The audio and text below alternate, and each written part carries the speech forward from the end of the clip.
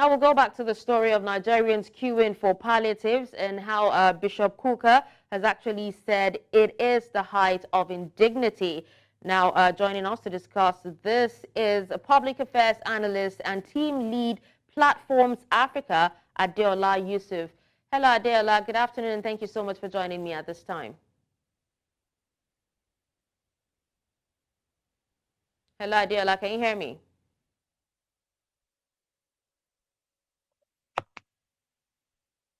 All right, Adeola, now we actually heard the story of how Bishop Kukah, said that, the government should actually find a more holistic way of solving the crisis, that's the food crisis in Nigeria, rather than, just handing out palliatives.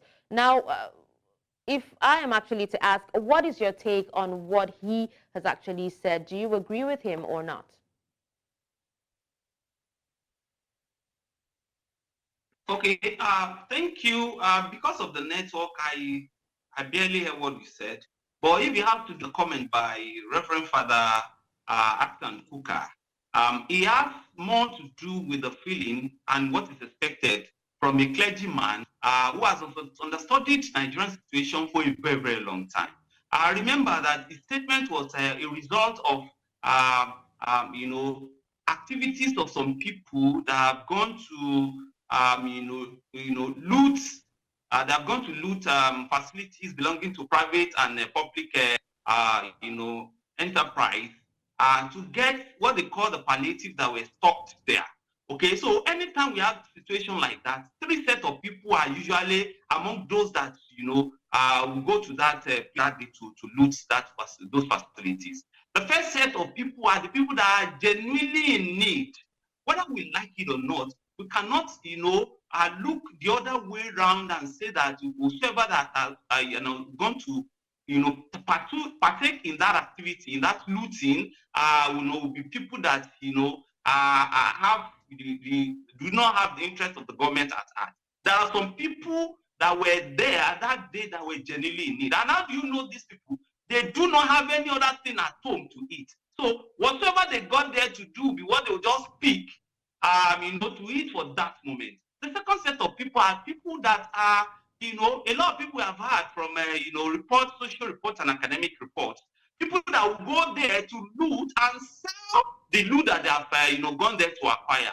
Oh, okay. So, and there won't be any difference between them and, people in government that they have been condemning. Or remember that, a lot of people will say that, okay, why would government officials, keep palliatives that were meant for people at some private or public facilities without truly distributing such palliative to people? So there's no difference between those that have gone there to loot those resources and resell those resources. Remember, anytime we have cases like this, you will see by the time you get to the market, what security operatives usually use, to apprehend a lot of them, is to get to the market and sell them as they are reselling those palliatives. So there's no difference between those two. And the third one are the hoodlums. Those ones, whether we like it or not, they are already waiting any moment, the pickpockets, the thieves, the hoodlums, waiting at any moment, to take advantage of any situation. Whether it is government or private enterprise that is at the back end or the receiving end of that, their action, they are less concerned. So those are the three sets of. And you could see that the statement from Reverend Father Kukah captures everything. All right, now, so many people have actually talked about, the government bringing back subsidies, subsidy on petrol, subsidy on energy and all that. So rather than, hand out those palliatives to vulnerable people or vulnerable parts of the country, in terms of food and all that, should subsidies be brought back instead? Will that solve the food crisis, lingering in Nigeria at the moment? Okay, so if the question is bringing back subsidy of petrol, I think it will be a very disheartening venture if the government wants to do that again. And I'll give you reasons.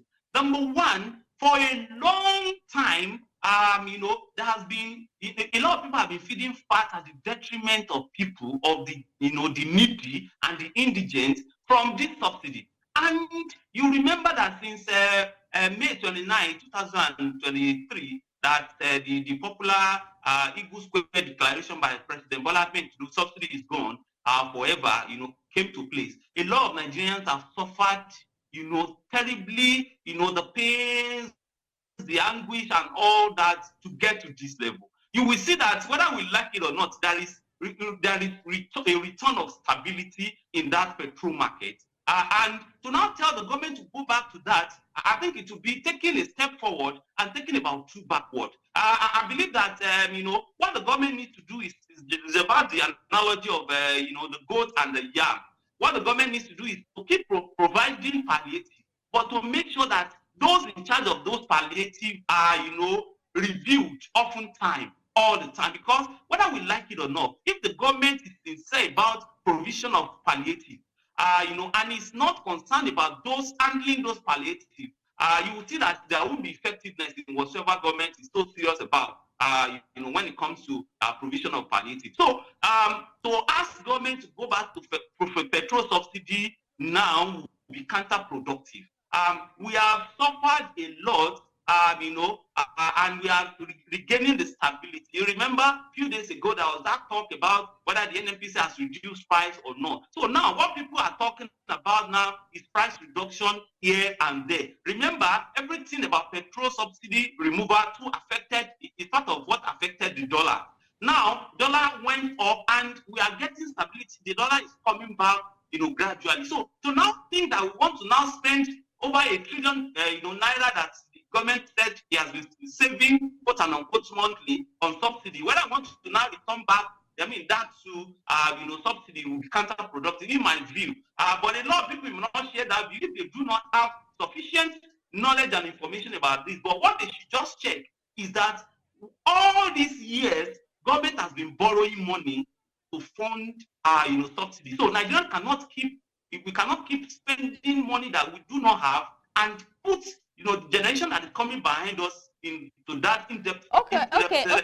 Now, in addition to that, since you're saying that we can't keep spending money, on subsidies and all that, what are the potential drawbacks of relying solely on palliatives to address the crisis? Because the bishop has actually said that, in most cases, it doesn't even get to the intended people. And in some cases, some of these monies are actually stolen. More of them are stolen. So, I'm asking again, what are the drawbacks of relying solely on palliatives? Because it seems to be what, Nigeria is actually good at this time.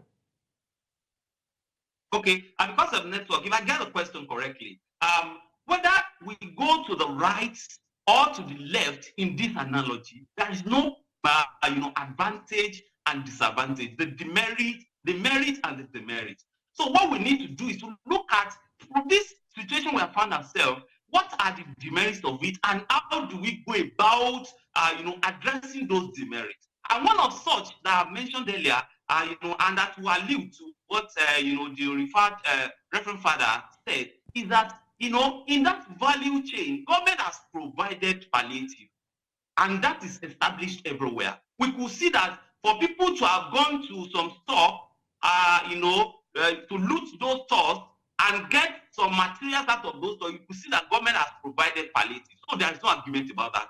But the issue now is that those that have been handling the distribution of that palliative to government need to be viewed and reviewed oftentimes. So that the good intention of the government, quote and unquote, won't go astray, won't be so ineffective. So if we are able to provide palliative, the government is able to provide palliative, and that those palliatives are intended for some set of people. So the transport, the link between the government and the people whose those palliatives are meant for, the link is what we need to look critically into. And if we look critically into that link, I think we'll get to the situation. Because at the end of the day, if palliative provided by the government is, have been able to, be taken to the people, I think there will be a serious succor in the entire system. Whether we like it or not, it is a fact established that a lot of Nigerians are suffering. To get 5,000 hospital bill, a lot of people have lost, I can tell you on good authority, have lost their children, because of inability to get 5,000, hospital bill. So people are suffering genuinely. That is why I don't join people that condemn everyone that have gone into those stores to go and loot. Whether we like it or not, it may be categorized for those insecurity agencies as looting and a crime. But there will ever be in whatsoever situation we find ourselves, there will be some people that are genuinely in need that may be a part of that crowd. You understand? So, but that does not mean that we are justifying the looting of government, properties and government assets. We are not doing that. But a fact has to be established that in the three categories that I highlighted earlier, there will be some people that are truly in need that will be a part of that crowd. They may not even know the intention of people that initiated the looting. Maybe that one is to resell. The intention of those ones is to resell, or the intention is to steal. But there will be a genuine set of people. They may be very few, maybe one, maybe two, maybe less than 10, that will go there to pick what they will eat at that moment. So it may be somewhat tough. So, but people will have different views and different reviews, different news about that. But it's important as we are analyzing this, we need to put on to the fore all those categories of people that are likely to be seen. All right. Well, thank you so much, Adeola, for joining me and also speaking to me on this at this time. We appreciate you.